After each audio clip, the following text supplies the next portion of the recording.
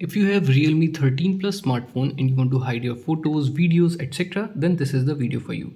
Simply open your settings, scroll down and then click on security and privacy. Scroll down to the bottom and then click on private safe. Click on set password. You have to set a privacy password. You can set a 6-digit password or you can use a different password type. You can select alphanumeric pattern, etc. Here select pattern, draw your pattern and then confirm your pattern.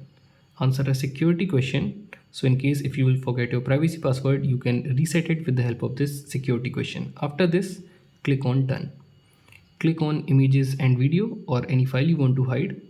Then click on this add. Select the photo you want to hide and then click on set as private.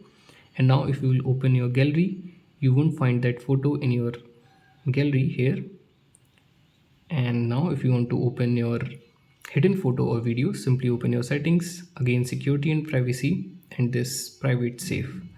Draw your privacy password and that's how you can access your hidden photo or video. So that's how you can hide and access photo, video or any file in Realme 13 Plus smartphone.